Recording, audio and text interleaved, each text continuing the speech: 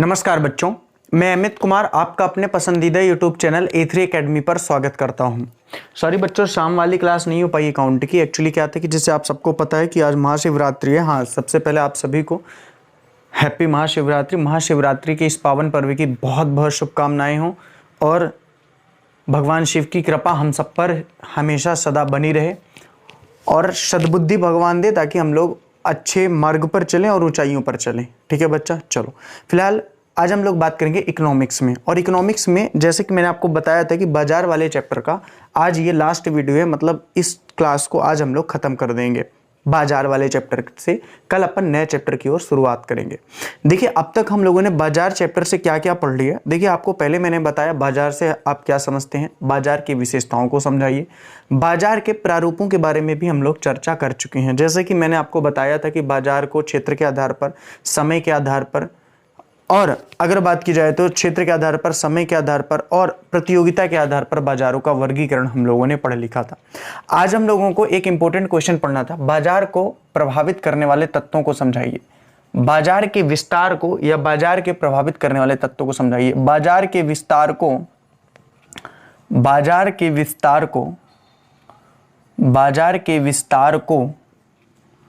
प्रभावित करने वाले तत्वों को समझाइए। बाजार के प्रभाव को प्रभावित करने वाले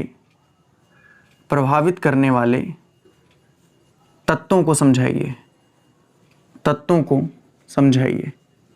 बाजार को प्रभावित करने वाले तत्वों को समझाइए। बहुत ही अच्छा क्वेश्चन है, बहुत ही प्यारा क्वेश्चन है।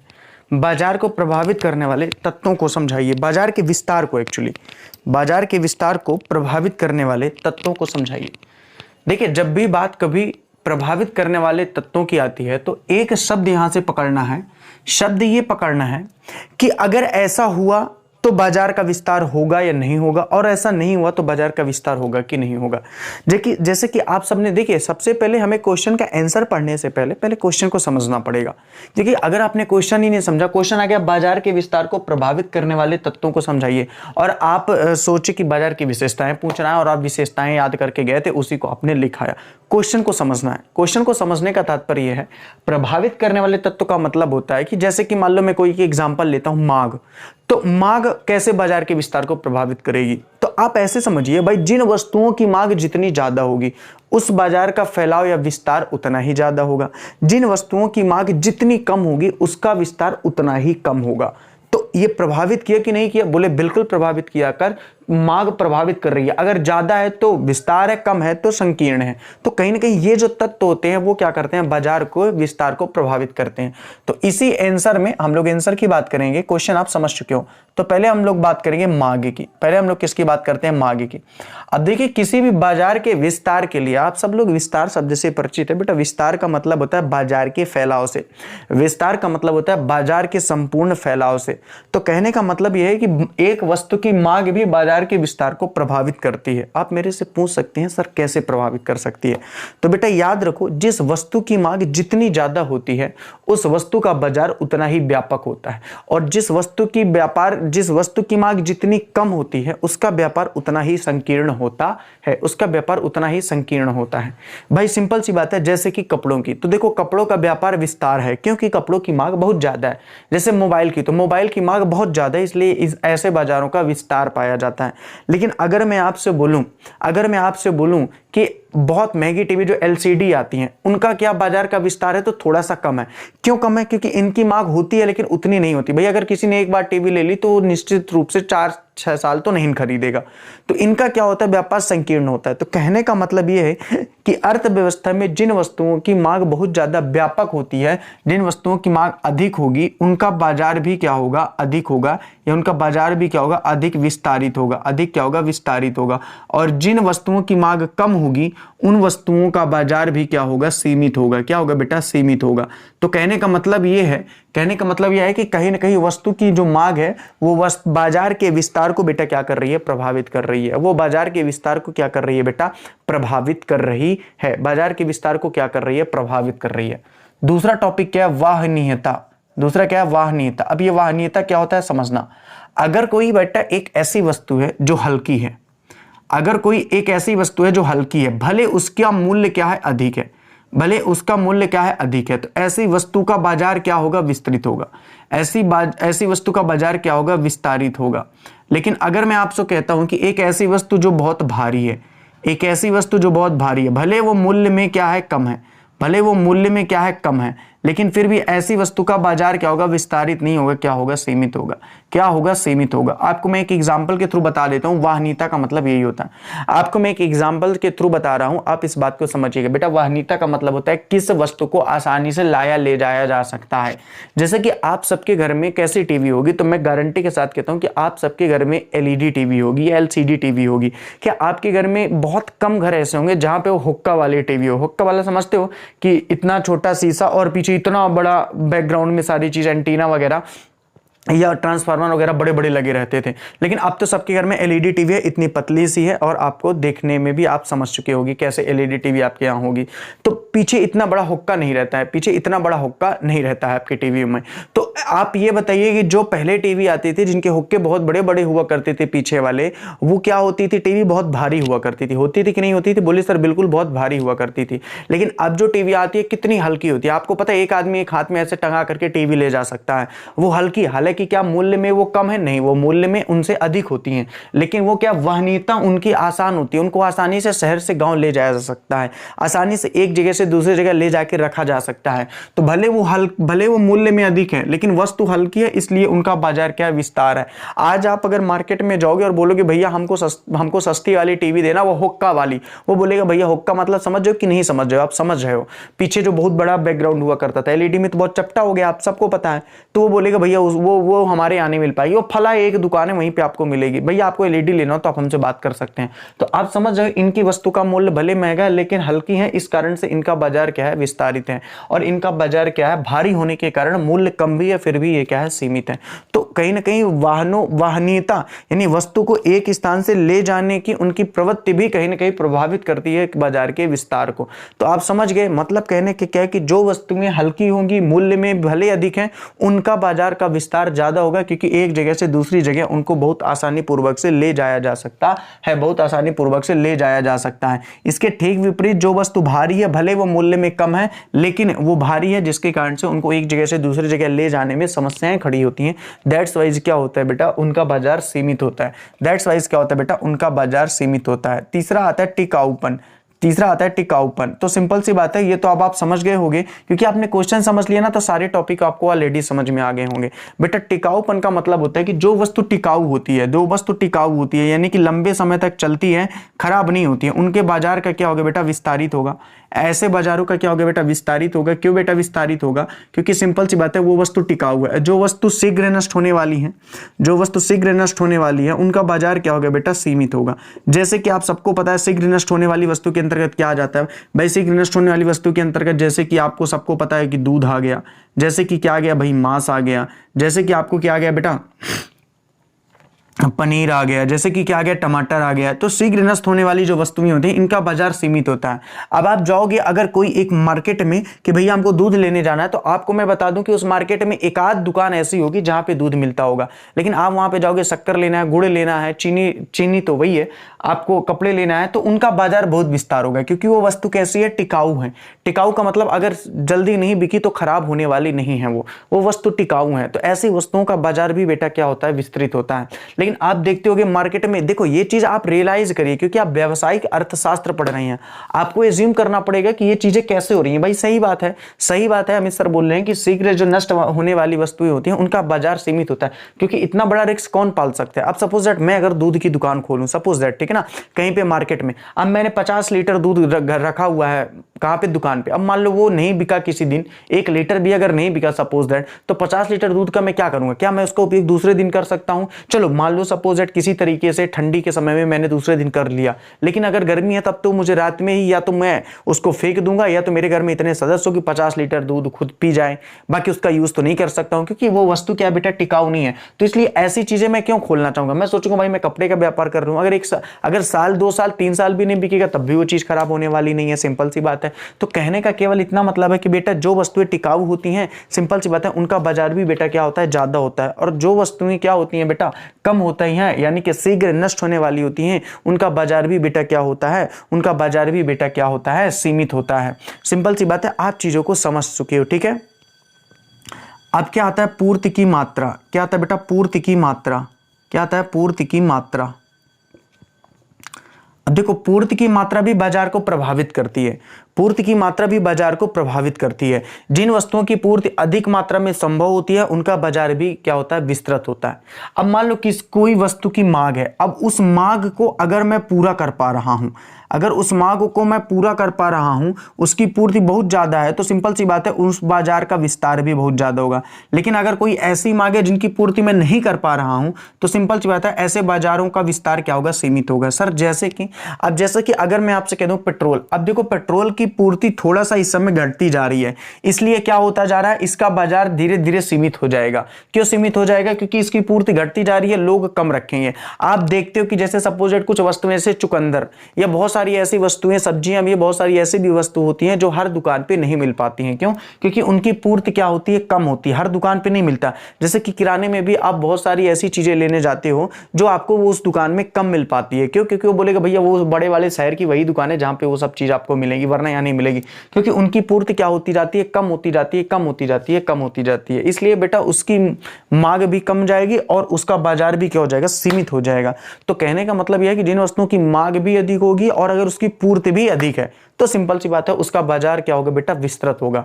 पूर्ति और मांग में कैसा संबंध है, हम आगे बात जरूर करेंगे, लेकिन फिलहाल आप इतना समझिए कि कोई भी मांग पूर्ति को डिसाइड करती है। अगर वस्तु की मांग ज्यादा है तो पूर्ति भी ज्यादा होती है, लेकिन जरूरी नहीं है भाई। अगर हमारे पास मांग ज्यादा है, मान लो अगर पूर्ति उसकी नहीं की जा रही है उत्पादकों के द्वारा या नहीं हो पा रहा है, तो सिंपल सी बात है बेटा, उसकी बाजार में क्या हो जाएगा, विस्तार नहीं होगा, सीमित रह जाएगी। क्या हो जाएगी बेटा, सीमित हो जाएगी। जैसे कि सपोज दैट की एंटीना की मैं बात कर लेता हूं, ठीक है ना। एंटीने आप सबने समझे होंगे, जो पहले टीवीओ में लगा करते थे ना, वो 5-6 लाइन के रहा करते थे, पहले बड़ा फिर छोटा फिर बड़ा ऐसे करके।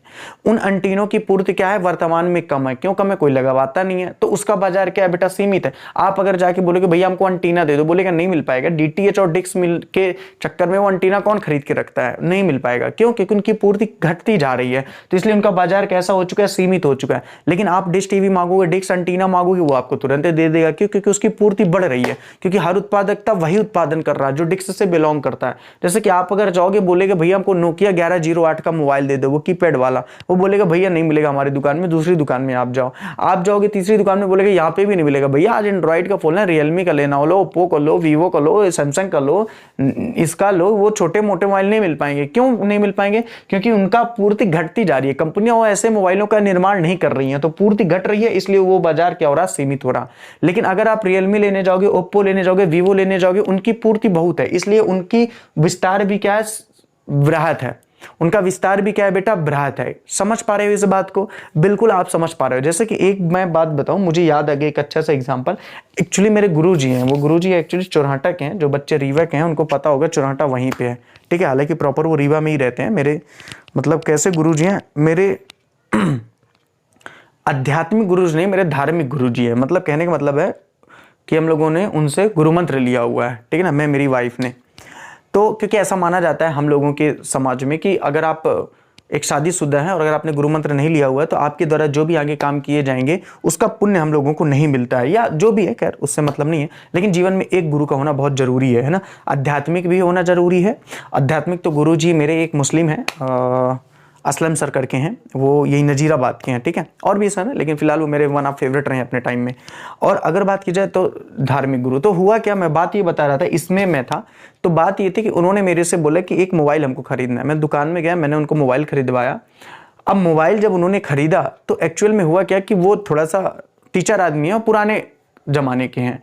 तो उन्होंने बोला कि मुझे वो एक वो आता है ना, वो रस्सी वाला करके जो बांध के जेब में आदमी कुटिया देता है। मतलब कैसे, वो ये जैसे रस्सी होती है, सपोज दैट ये रस्सी होती है, इसमें मोबाइल लटका रहता है और जेब में डाला रहता है। बोले हमको ये वाला चाहिए, नहीं तो वो हमसे गिर जाता है अक्सर।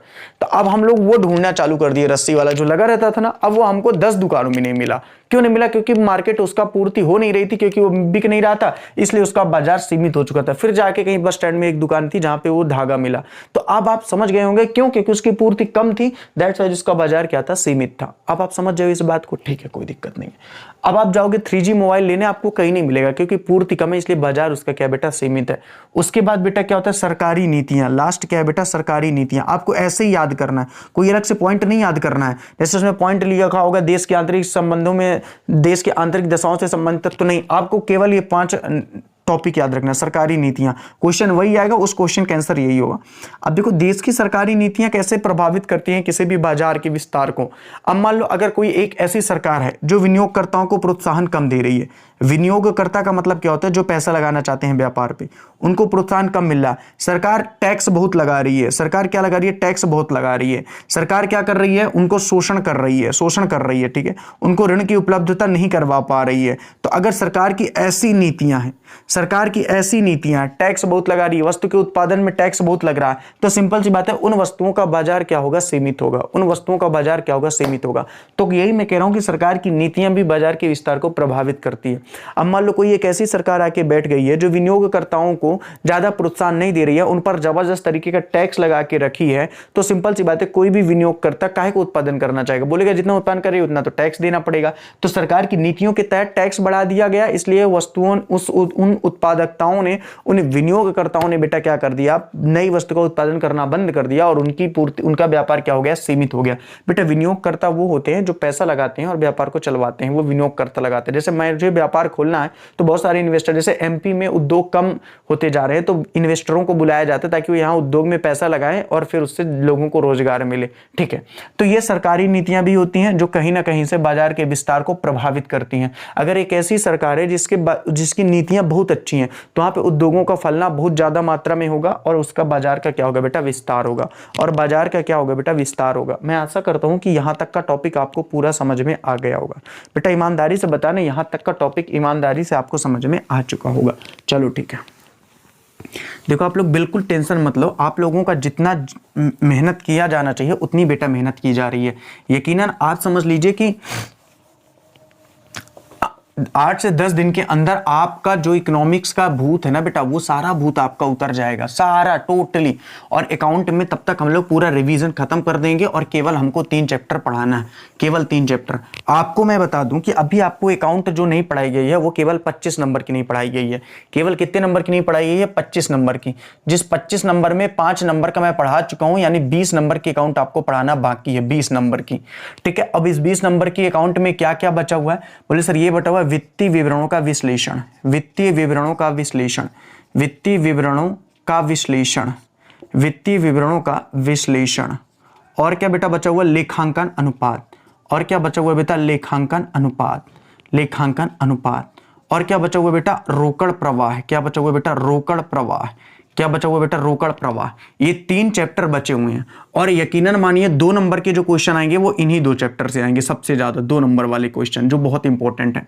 और 4 नंबर का भी इससे एक आएगा, एक इससे भी 4 नंबर का आएगा और इससे भी 4 नंबर का आएगा। तो कहने का मतलब यह है कि ये तीनों चैप्टरों, इसके पहले तक जितना भी है, अब जैसे आप सबको पता है फर्म का समापन हमने खत्म कर दिया है रिवीजन करके। हम लोग अब अवकाश ग्रहण के बारे में पढ़ लेंगे, अवकाश ग्रहण साझेदारों के रिपीट कर लेंगे एक बार जल्दी से जल्दी। एक बार हम लोग अंश पूंजी को भी रिपीट कर लेंगे, एक बार हम लोग ऋण पत्र संबंधी लेखों को भी जल्दी से रिपीट कर लेंगे। मैं ये कदापि नहीं चाहता कि मैं इन चैप्टरों में वापस दोबारा आऊं, इसीलिए। हालांकि बहुत सारे बच्चों ने क्या बोला कि सर खत्म करने के बाद फिर रिवीजन करवाइएगा। बेटा एक बार अगर हम यहां प्रवेश कर गए तो खत्म करने के बाद रिवीजन के लिए टाइम बचता है नहीं बचता, आई हैव नो आइडिया। लेकिन मेरे पास अभी टेंशन है कि मुझे इसको पढ़ा करके खत्म करना है। तो जिस दिन इसको मैंने रिपीट करके खत्म कर दिया, 8-10 दिन 12 दिन जो भी, 10 दिन से ज्यादा नहीं लगेगा, ये जैसे ही टॉपिक खत्म हुआ तो केवल इन्हीं को पढ़ाऊंगा और इन्हीं को रिवीजन करवाऊंगा। इसकी पूरी थ्योरी 6-7 थ्योरी है, 6 से 7 थ्योरी पूरा A to Z आपसे बनेगा, पूरे सवाल लगवाऊंगा जो इंपॉर्टेंट है, और ये भी पूरा करवा दूंगा पूरी थ्योरी, और ये भी, और इसी को रिपीट भी करवा दूंगा, आपका ये कंप्लीट हो जाएगा। इधर आपका इकोनॉमिक्स जो चली है वो इकोनॉमिक्स बेटा आप पढ़ते जाओ आराम से, धीरे धीरे मैं स्पीड में इनको खत्म करवाता चलूंगा बेटा, धीरे धीरे मैं इनको खत्म करवाता चलूंगा। बस मैं यही बोलूंगा कि जितना आपसे बन रही थी इकोनॉमिक्स उससे कई गुना ज्यादा अब आपसे बनेगी। अच्छा, फिर अगर अगले क्वेश्चन में आते हैं तो एक अगला क्वेश्चन है, मैं कुछ क्वेश्चन लिख रहा हूं उसको आप ध्यान से देखिएगा बस। आज का दूसरा क्वेश्चन है पूर्ण प्रतियोगिता से आप क्या समझते हैं। आज का दूसरा क्वेश्चन है पूर्ण प्रतियोगिता से आप क्या समझते हैं।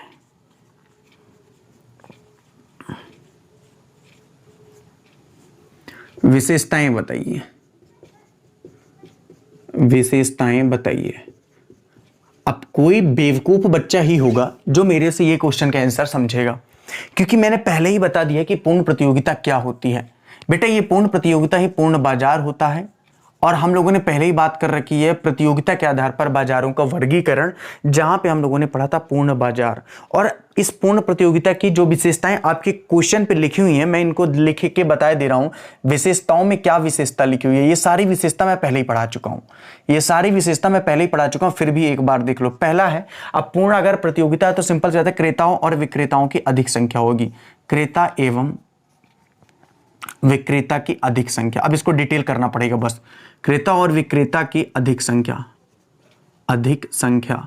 दूसरा क्वेश्चन क्या होगा बेटा इसमें, दूसरा विशेषता इसमें क्या हो गया, वस्तुएं क्या होंगी बेटा, समरूप होगी। आपको टमाटर का व्यापार याद आ रहा है तो समरूप वस्तु होगी। फिर आपको क्या होगा, सभी उपभोक्ताओं को बाजार का क्या होगा, ज्ञान होगा।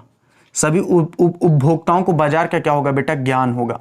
चौथा इसमें क्या हो जाएगा, बोले सर चौथा आपने बताया था कि इसमें जो वस्तु की कीमत होती है वो इक्वल होती है सभी जगह, कीमत स्थिर रहती है। स्थिर का मतलब क्या होता है, कीमत समान होती है। कीमत क्या होती है बेटा, समान होती है। और इसमें बाजार में अंतर प्रवाह है, अंतर प्रवाह और बहिर्वाह बहुत आसान होता है।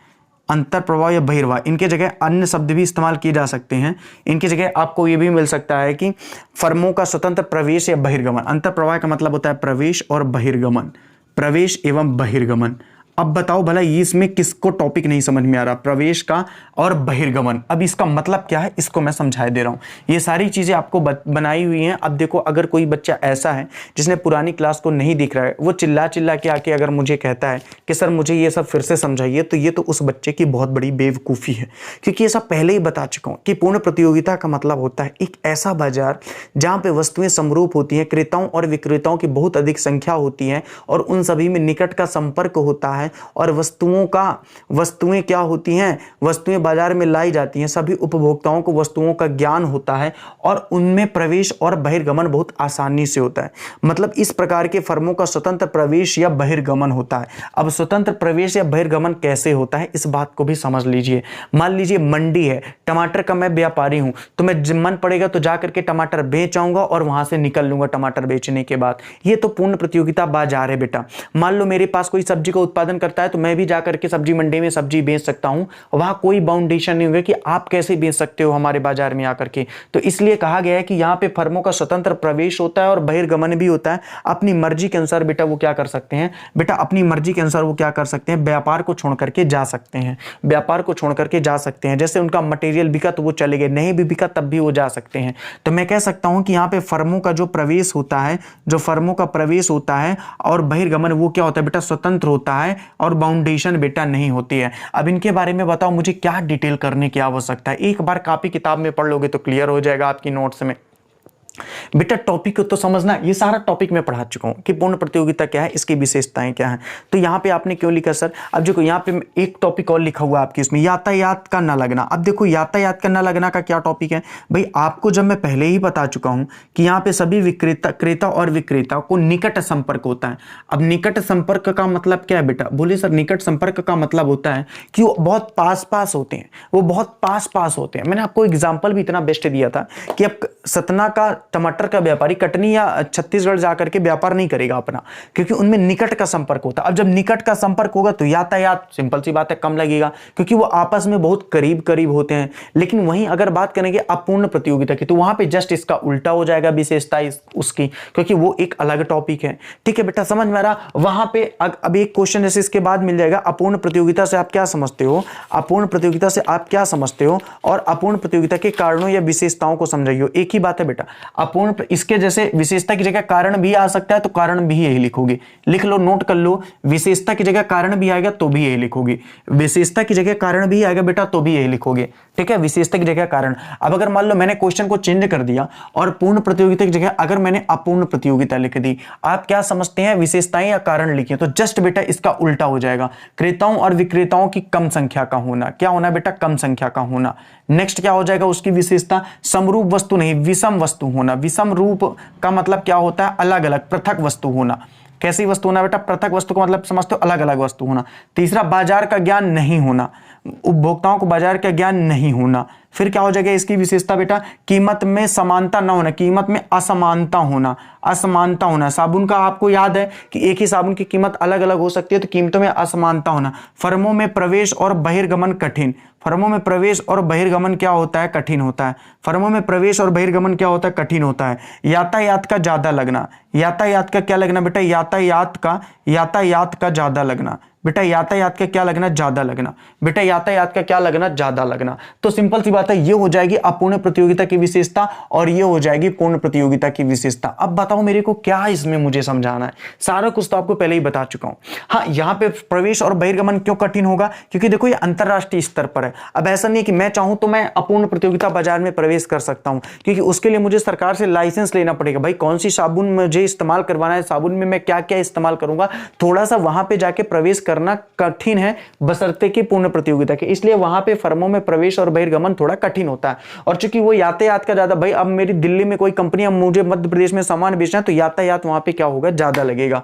तो बहुत ही सिंपल सा है। तो आपका ये टॉपिक भी क्लियर हो गया। अब अगर बात आप करोगे एकाधिकार के बारे में, तो एकाधिकार का कॉन्सेप्ट भी आपको पता है। एकाधिकार का कॉन्सेप्ट क्या होता है, एकाधिकार से आप क्या समझते हो, हमने पहले ही पढ़ रखा है। एकाधिकार के कारण वगैरह आपको नहीं पढ़ना है, केवल एकाधिकार बस को पढ़ना है। एकाधिकार से आप क्या समझते हो, जिसके बारे में हम लोगों ने पहले ही चर्चा कर रखी थी जब हम लोग पूर्ण प्रतियोगिता के बारे में चर्चा कर रहे थे। तो जितने क्वेश्चन एज इट इज मैं बताता चल रहा हूं बेटा, आपको उतने ही क्वेश्चन पढ़ने हैं, उससे ज्यादा एक भी क्वेश्चन एक्स्ट्रा आपको नहीं पढ़ने हैं इस चैप्टर के। ईमानदारी से बताइए, अगर मैं चाहूं तो इनके बारे में और चिल्ला चिल्ला के बता सकता हूं, लेकिन बात फिर भी वही आएगी। अब कीमतों में असमानता होती है, तो मैं यही बताऊंगा ना कि अपूर्ण प्रतियोगिता में वस्तुओं की कीमतों में असमानता पाई जाती है, क्योंकि यहां एक ही वस्तु की अलग अलग वैल्यू होती है या मूल्य होता है। इसे ही कहते हैं वस्तु की असमानता का होना, कीमत का। अब बताओ बेटा, आप इतने तो मैच्योर हो चुके हो समझाते समझाते कि इन टॉपिकों को आप बहुत आसानी से समझ गए हो। इनको कैसे पृथक किया मैंने, ये भी आप समझ चुके हो। इसीलिए हम लोग पूर्ण बाजार और पूर्ण प्रतियोगिता को बहुत अच्छे से डिटेल कर चुके हैं।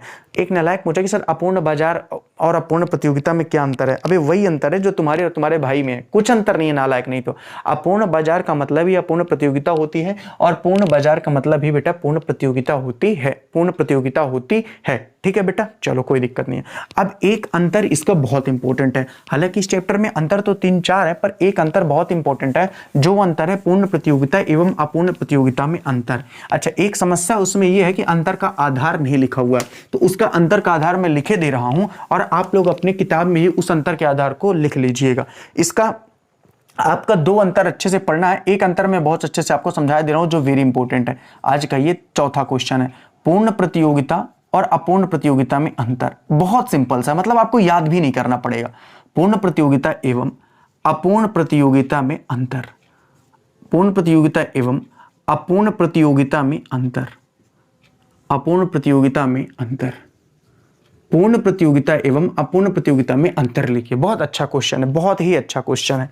ठीक है, आपको कैसे लिखना है आप यहां पे समझते जाइए बहुत अच्छे ढंग से।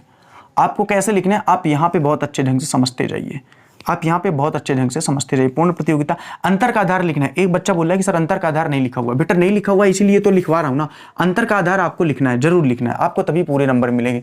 पूर्ण प्रतियोगिता और अपूर्ण प्रतियोगिता में अंतर, यहां पे आपको बेटा क्रमांक भी डालना है।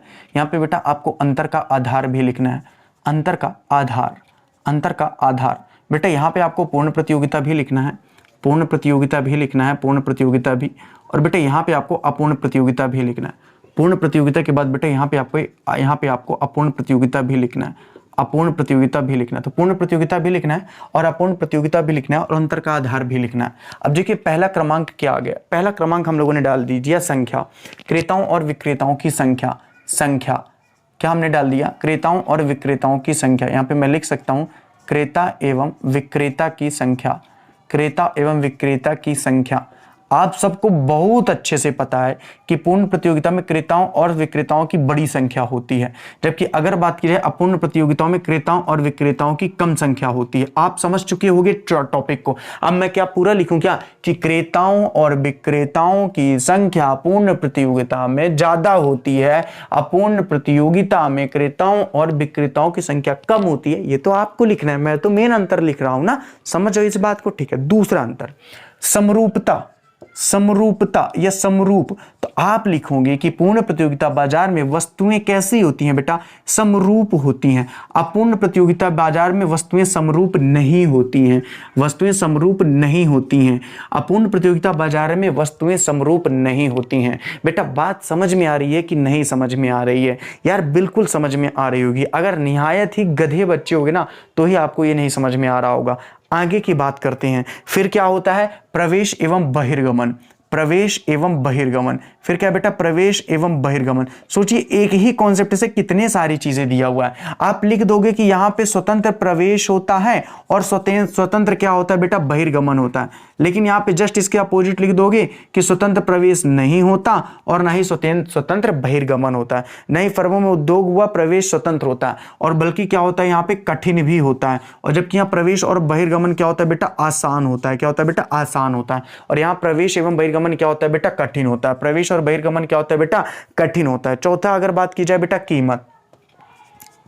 कीमत आप सबको पता है कि यहां वस्तु की कीमत में क्या होगी? एक रूपता होगी। बेटा एक रूपता का मतलब होता है कि वस्तुओं की कीमत क्या होगी? एक समान होगी।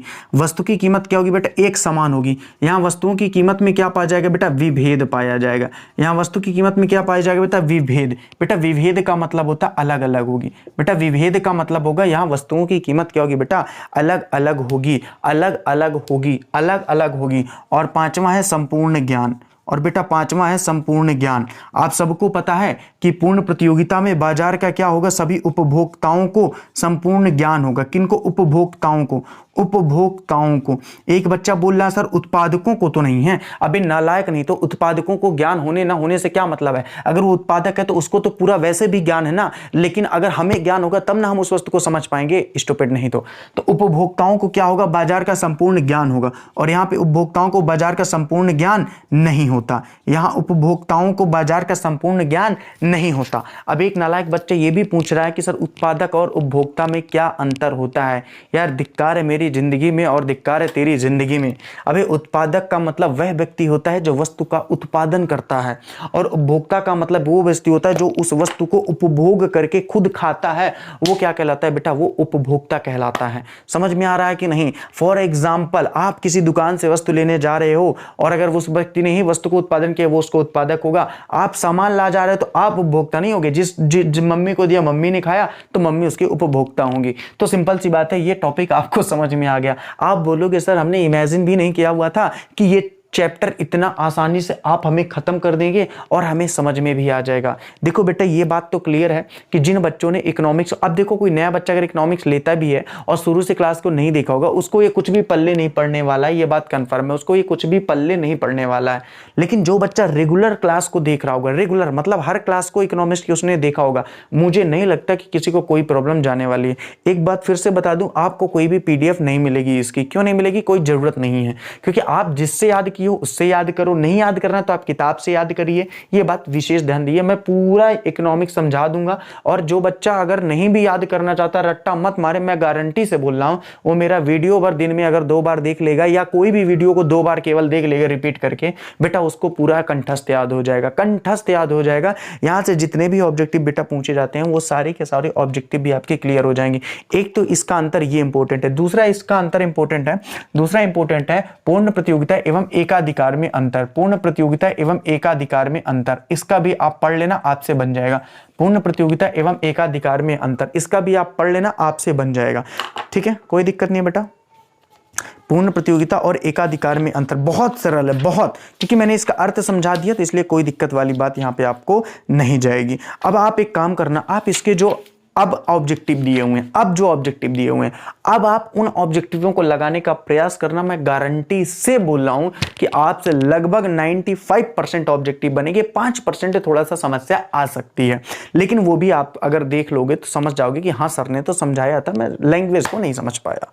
ठीक है बेटा, क्लियर है ये बात? तो इस तरीके से जा करके चैप्टर 12 का आज से समापन होता है। मैं आशा करता हूं कि बाजार का पूरा चैप्टर आपको उसी तरीके से समझ में आया होगा जैसे कि आपको बजट का आया था। आपको बाजार का पूरा चैप्टर उसी तरीके से समझ में आया होगा जैसा कि आपको बजट का आया था। और इसके बाद का जो चैप्टर है पूर्ण प्रतियोगिता में मूल्य निर्धारण, वास्तव में वो चैप्टर इतना इंपॉर्टेंट नहीं है जितना ये चैप्टर है, क्योंकि उसमें 2-3 ही क्वेश्चन है। वो क्वेश्चन अपन कल से करवा देंगे, बहुत आराम से करेंगे, ठीक है बेटा। तो ये चैप्टर अगर उस चैप्टर का आएगा तो अथवा में रहेगा, ये कंफर्म है। लेकिन हालांकि उसको भी अपन को पढ़ना है, पूरी यूनिट ही अपन को कवर करना। लेकिन ये चैप्टर में अगर आपने पूरी अच्छे से मेहनत कर ली, पूरे क्वेश्चन कर लिए जो हमने पढ़ाए हैं, तो आपकी ये पूरी यूनिट खत्म हो जाएगी, इतना याद रखना। हालांकि अपन अगले चैप्टर को भी बहुत अच्छे तरीके से कंफर्म करेंगे, पूर्ण प्रतियोगिता में मूल्य का निर्धारण, कि पूर्ण प्रतियोगिता में मूल्य का निर्धारण। अब देखो, पूर्ण प्रतियोगिता तो अपन ने पढ़ रखी है, उसमें मूल्य का निर्धारण कैसे किया जाता है उस बाजार में, उसके बारे में भी हम लोग बात करेंगे। हालांकि उसको तो आज ही मैं पढ़ा दूंगा तो बहुत आसानी से हो जाएगा, लेकिन मैं मिक्सअप नहीं करना चाहता। और बेटा कंटिन्यू 40 मिनट बोलना बहुत बड़ी बात होती है, ठीक है बेटा। इतना कंटिन्यू, वो भी स्पीड में बोलना बहुत बड़ी बात होती है, बीच में कुछ गैप नहीं होता है, ठीक है। तो यकीन मानिए, मैं जानता हूं बहुत सारे बच्चे ये भी सोच रहे होंगे कि सर आप 3 क्लास एक दिन में करवा सकते हैं। बिल्कुल बेटा, आपका सोचना लाजिब बात भी है, और मुझे भी कभी कभी मन में आ जाता है। यकीन मानिए कि यार बच्चों से मैंने 500 लिया हुआ है और 3 क्लासेस हम लोग क्यों नहीं दे पा रहे हैं। लेकिन मुझे कंटेंट से मतलब है, मुझे अपनी अकाउंट पूरी पढ़ा के रिवीजन खत्म करना है। मैं इकोनॉमिक्स पूरी खत्म करूंगा, जहां तक मेरे से बहुत अच्छे से एक्सप्लेन मैं कर पाऊंगा उसको। और इंग्लिश आपको जो बची हुई है मुझे मैसेज करिए, उसको रिवीजन करवा के खत्म करवाऊंगा, कोई दिक्कत नहीं है बेटा। बेटा कोई भी दिक्कत नहीं है हमें ये सब करवाने में, ठीक है बेटा। लेकिन आप का समय अब मोबाइल में कम और अपनी पढ़ाई पे ज्यादा होना चाहिए। इसलिए जो चीजें बनती हैं उन्हीं को क्या मतलब पढ़ा के कंप्लीट करवाना है ना। अब आपको ऐसे बता दिया, आप क्या चाहते हो, आपको सर फिर से ऐसे लिख के बताएं या सर आपको फिर से एप्लीकेशन लिख के बताएं, क्योंकि आप उसको खुद याद कर सकते हो। तो फिर भी इकोनॉमिक्स में जो पार्ट आपका बचा हुआ है आप उसको मैसेज कर देंगे तो बेटा उसको हम लोग कंप्लीट करवा देंगे, ठीक है बेटा। इधर का ये पोर्शन भी कंप्लीट हो गया। तो बेटा हमने बजट वाला पूरा चैप्टर कंप्लीट कर लिया, हमने प्रतियोगिता वाला, बाजार वाला भी चैप्टर कंप्लीट कर लिया। कल हम लोग पूर्ण प्रतियोगिता में मूल्य निर्धारण चैप्टर के बारे में बात करेंगे, और कल या परसों ये यूनिट भी खत्म हो जाएगी। और इस तरीके से बेटा हमारी 2 यूनिटें खत्म हो जाएंगी परसों, और परसों के बाद हम अपनी तीसरी यूनिट में प्रवेश कर जाएंगे। परसों के बाद बेटा हम अपनी तीसरी यूनिट में प्रवेश कर जाएंगे। इस महीने के लास्ट तक हम आपको 4 यूनिट पूरी पढ़ा देंगे कंप्लीटली, जहां से एक क्वेश्चन अगर बाहर आएगा तो आपसे बनेगा, सारे क्वेश्चन ऑब्जेक्टिव आपसे बनेंगे। और अगले महीने में हम आपको 4 यूनिट 5 यूनिट खत्म करवा देंगे, और इस तरीके से आपकी इकोनॉमिक्स खत्म हो जाएगी। लेकिन बात यह कि अब अगले महीने आपको बाकी चीजें भी आपको अपनी पढ़नी है। अकाउंट के 2-3 चैप्टर तो अभी हम लोग कंप्लीट करवा देंगे, उसमें कोई दिक्कत नहीं है। तो फिर आप लास्ट के 15-20 दिन आप अपना पढ़ते रहना, लेकिन एक आधे घंटे 40-45 मिनट की क्लास तो आप आराम से ले ही सकते हो, ठीक है बेटा। क्योंकि आपका एग्जाम थोड़ा सा डिले तो चल ही रहा है। अब मैं स्पीड में बहुत पढ़ा सकता हूं, लेकिन बेटा इतना नहीं है, ठीक है। और जब मुझे लगेगा कि मेरा सिलेबस कमजोर होता जा रहा है तो मैं उसकी क्लास की टाइमिंग बढ़ा करके उसको कंप्लीट करवा दूंगा, ठीक है बेटा। चलो ठीक है, तो चलो ठीक है, आप सभी लोगों को एक बार फिर से हैप्पी महाशिवरात्रि। और यकीन मानिए आपका उस पैसे का भरपूर इस्तेमाल आप कर पा रहे हो, और आपको पूरी हेल्प मिलेगी, पूरा सब कुछ मिलेगा बेटा।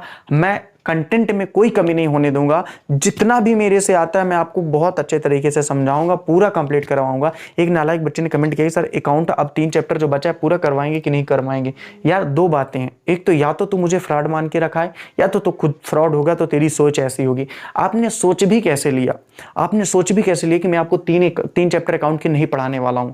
यार मैं बेवकूफ थोड़ी हूं, मैं चाहता हूं कि रिवीजन करके वहां तक मैं कंप्लीट कर दूं, क्योंकि वापस मैं फिर इन चैप्टरों में नहीं जाने वाला हूं। और आपके पास भी समय है, आप रिपीट करके खत्म कर लो, जो नहीं बनता पूछ लो, क्योंकि जिस दिन मैं चालू कर दूंगा आगे का तो केवल मुझे 3 चैप्टर ही पढ़ाना है, लेकिन आपको पूरा पढ़ना है, ठीक है बेटा। चलो ठीक है, तो बाकी बातें मुलाकातें बेटा हमारी आपसे कल होंगी। आपने हमें सुना, आप सभी लोगों का तहे दिल से शुक्रिया। आपको इंग्लिश में जो आपका अभी बचा हुआ है आप मुझे जरूर मैसेज करें, उसकी क्लास 101% करवाई जाएगी। Bye and good night, see you tomorrow. पानी लाने यार, बहुत प्यास लगी, गला सूख रहा हूं।